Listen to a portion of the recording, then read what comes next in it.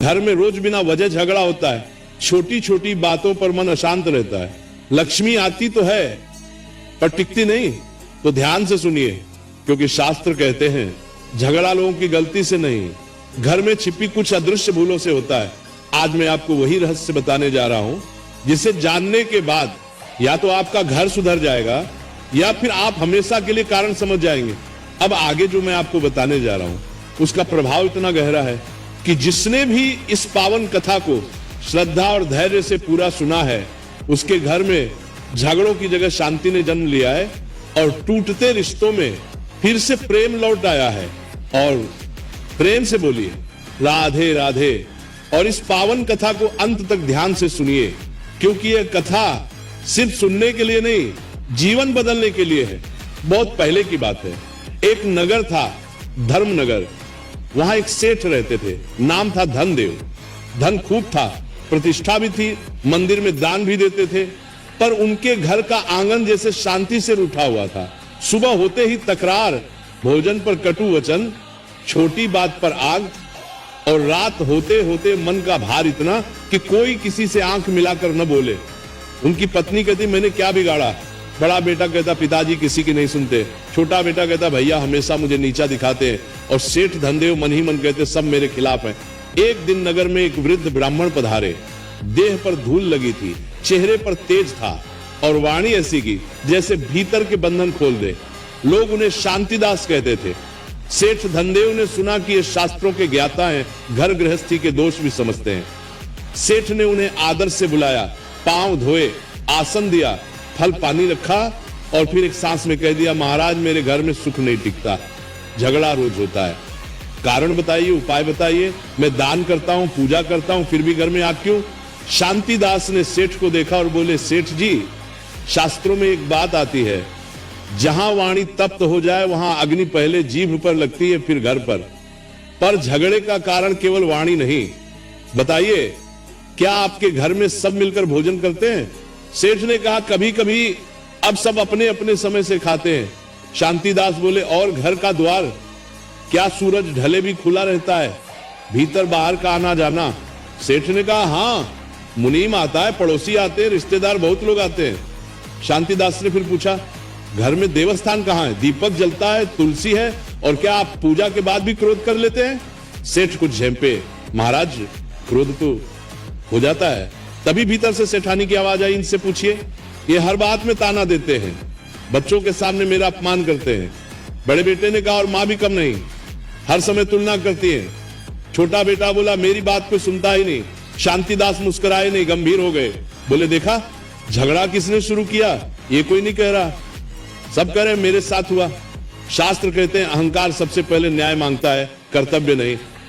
फिर शांतिदास ने एक छोटा सा तांबे का कटोरा निकाला, उसमें थोड़ा जल लिया और बोले सेठ जी ये जल देखिए, अभी ये शांत है, अब मैं इसमें एक छोटा सा कंकड़ डालता हूं। उन्होंने कंकड़ डाला, जल में तरंगे उठी। बोले तरंगे किसकी हैं, कंकड़ की या जल की? कंकड़ तो बाहर से आया पर उथल पुथल जल में हुई। वैसे ही बाहर की बात छोटी सी होती है पर उबाल हमारे भीतर जमा होता है। सेठ ने कहा तो भीतर क्या जमा है महाराज? शांतिदास बोले तीन दोष जिन्हें शास्त्र गृह कलह के मूल कहते हैं। पहला कटुवाणी और अपमान, दूसरा असमान मान सम्मान, यानी किसी को ऊंचा और किसी को नीचा समझना। तीसरा गृह में नकारात्मक संस्कारों का संचय, जैसे अशुद्धता, अस्त व्यस्तता और घर में हर समय शिकायत का माहौल। सेठ ने कहा पर मैं तो धार्मिक हूं। शांतिदास ने तुरंत कहा धार्मिक होना और धर्म में स्थिर होना अलग बात है। शास्त्र में गृहस्थ के लिए धर्म का पहला नियम है घर को आश्रय बनाओ, रणभूमि नहीं। जहां स्त्री भय में हो, बच्चे तिरस्कार में हो और पति क्रोध में, वह घर नहीं, तपोवन भी नहीं, वह तो संघर्ष का मैदान बन जाता है। सेठ धनदेव कुछ देर चुप रहे, फिर बोले महाराज उपाय बताइए, मैं क्या करूं? शांतिदास बोले उपाय बाद में, पहले परीक्षा आज रात में आपके घर ठहरूंगा, मैं देखना चाहता हूं झगड़ा किस मोड़ पर जन्म लेता है। सेठ ने सोचा आज तो घर संभाल लेंगे, सबको पहले ही समझा दिया, कोई ऊंची आवाज नहीं करेगा। महाराज ठहरे हैं, रात हुई, घर में समझाता नहीं हमले। शांतिदास बोले देखा मैं भोजन बना, पर जैसे ही परोसने की बात आई, बड़ा बेटा बोला मेरे हिस्से में हमेशा कम क्यों? छोटा तो बस खेलता रहता है। छोटा बोला मैं खेलता हूं तो क्या आपकी तरह हर समय आदेश तो नहीं देता? मां ने कहा बड़ा बेटा ही घर संभालता है। छोटा तिल मिला गया।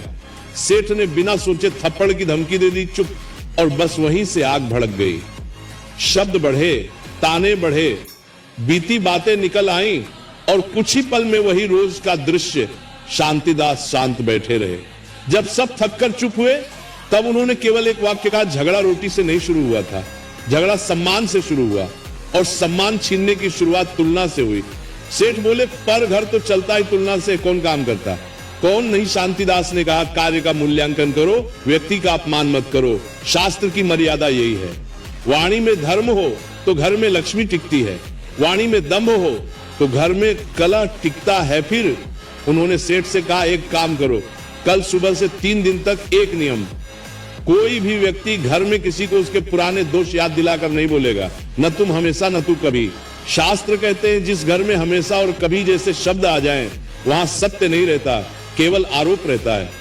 सेठ ने कहा और अगर कोई नियम तोड़े, शांतिदास बोले तो दंड होगा उस दिन। वो व्यक्ति देवस्थान में दीपक जलाकर मौन रखकर घर के सबसे छोटे सदस्य से क्षमा मांगेगा, क्योंकि अहंकार को तोड़ने का सबसे सरल उपाय है झुकना सीखना। इतना सुनते ही बड़ा बेटा मन में जल गया, मैं क्यों झुकूं? छोटा भी सोचने लगा मुझसे क्षमा मांगेंगे तो अच्छा लगेगा। सेठानी के भीतर भी विचार आया अगर ये सच में झुके तो घर बदल सकता है। लेकिन सेठ धनदेव के भीतर सबसे बड़ा युद्ध चल रहा था, मैं घर का मुखिया हूं, मैं क्षमा मांगू। शांतिदास ने जैसे उसका मन पढ़ लिया, बोले सेठ जी मुखिया वही है जो आग देखकर पानी बने, जो आग में घी डाले, वो केवल मालिक है, मार्गदर्शक नहीं। और फिर शांतिदास उठे, देवस्थान के पास गए। उन्होंने देखा देव की मूर्ति तो थी पर धूल जमी थी, दीपक बुझा पड़ा था, तुलसी सूखी थी। उन्होंने धीरे से कहा जहां ईश्वर की स्मृति केवल दीवार पर रहे और हृदय में न उतरे, वहां वाणी का नियंत्रण टूटता है, और जब वाणी टूटती है तब संबंध टूटते हैं। सेठ ने कांपती आवाज में पूछा महाराज क्या हमारे घर में कोई दोष है, कोई वास्तु, कोई दुष्ट छाया? शांतिदास बोले दोष है, पर पहले मन का दोष, फिर घर का और फिर संगति का। शास्त्र कहते हैं जिस घर में दिन भर परनिंदा, कटाक्ष, अपमान और क्रोध का धुआं उठे, वहां नकारात्मकता जमती है। उसे लोग छाया कहते हैं, पर छाया बाहर से नहीं आती, हम ही बनाते हैं। सेठ धनदेव की आंखें नम हो गई। बोले तो शुरुआत कहां से करूं? शांतिदास ने कहा शुरुआत आज से एक वाक्य से। अभी इसी क्षण अपने परिवार के सामने कहो मेरी वाणी से यदि तुम्हें चोट लगी हो तो मैं क्षमा चाहता हूं। यह वाक्य आपके घर के लिए पहला दीपक होगा। कमरे में सन्नाटा छा गया। बड़ा बेटा और छोटा बेटा भी स्तब्ध। सेठानी की आंखें भर आईं। सेठ धनदेव के होंठ कांपे पर अहंकार बीच में दीवार बनकर खड़ा था। बाहर से लगता था यह बस एक वाक्य है, पर भीतर से यह पूरा जीवन बदलने का द्वार था। सेठ ने गहरी सांस ली और जैसे ही वो बोलने ही वाले थे, उसी समय बाहर आंगन में किसी ने जोर से द्वार खटखटाया। सेठ चौंक गए। इतने रात में कौन? शांतिदास ने धीमे स्वर में कहा सेठ जी यही तो परीक्षा है। जब घर में शांति का दीप जलने लगे तब पुराना कलह भी आखिरी बार जोर से दरवाजा खटखटाता है। धनदेव के हाथ अपने आप उठे जैसे क्रोध का दरवाजा खोल देंगे, पर शांतिदास ने बस आंखों से संकेत किया धीरे। सेठ ने कुंडी खोली। बाहर उनका मुनीम खड़ा था, घबराया हुआ, सांस फूलती हुई। बोला सेठ जी माफ कीजिए, रात में आना पड़ा। गोदाम के पास 2 आदमी संदूक उठाकर भाग रहे थे। चौकीदार ने शोर मचाया तो वे अंधेरे में निकल गए। नुकसान तो बड़ा नहीं हुआ, पर मैं डर गया था। सेठ का चेहरा तमतमा उठा। उनकी जीभ पर वही पुरानी आग चढ़ाई। तू किस काम का है? चौकीदार किस लिए रखा है? बड़ा बेटा भी पीछे से बोल पड़ा, मैंने पहले ही कहा था ये लोग ढीले। छोटा बेटा हंस पड़ा। आप देखो फिर शुरू हो गया। सेठानी ने ताना मारा, घर में शांति की बात कर रहे थे और बाहर की खबर आते ही असली रूप निकल आया। बस एक छोटी सी घटना ने फिर वही कला उठा दिया। पर इस बार शांतिदास बीच में खड़े हो गए। उन्होंने बहुत ऊंचा नहीं, बहुत धीमा बोला, देखो यही है घर के झगड़े का कारण। बाहर चोरी हुई नहीं, भीतर धैर्य चोरी हो गया। धन का नुकसान नहीं, धर्म का नुकसान हो रहा है। मुनीम सिर झुकाए खड़ा था। शांतिदास ने उससे कहा, तुमने सूचना दी, यह तुम्हारा कर्तव्य है, भय हो तो भी सत्य कहना चाहिए। फिर वे सेठ की ओर मुड़े, और आपका कर्तव्य है डांटना नहीं, व्यवस्था बनाना। क्रोध से केवल अपमान बढ़ता है, समाधान नहीं। सेठ के भीतर कुछ टूटने लगा। उन्हें अपने पिता की सीख याद आई। घर की देहरी के भीतर आवाज ऊंची हो तो लक्ष्मी बाहर निकल जाती है। उन्होंने पहली बार मुनीम से नरम स्वर में कहा, ठीक है, सुबह बैठकर व्यवस्था करेंगे, तुम जाओ विश्राम करो। घर में सन्नाटा छा गया, पर अब यह सन्नाटा भारी नहीं था, हल्का था, जैसे तूफान के बाद हवा साफ हो। शांतिदास ने धीरे से कहा, अब बोलो सेठ जी, वही वाक्य जो दीपक बनता है। सेठ धनदेव ने पत्नी की ओर देखा, दोनों बेटों की ओर देखा। उनकी आवाज भर्रा गई, मेरी वाणी से, मेरे व्यवहार से यदि तुम्हें चोट लगी हो तो मैं क्षमा चाहता हूं। मैं मुखिया हूं, इसलिए मुझे ही पहले बदलना होगा। सेठानी की आंखों से आंसू बह निकले। प्रिय दर्शक बंधु, कथा समाप्त होने से पहले मैं आपसे सिर्फ इतना ही कहना चाहता हूं, आपके एक छोटे से क्लिक में किसी की जिंदगी बदलने की ताकत छुपी है।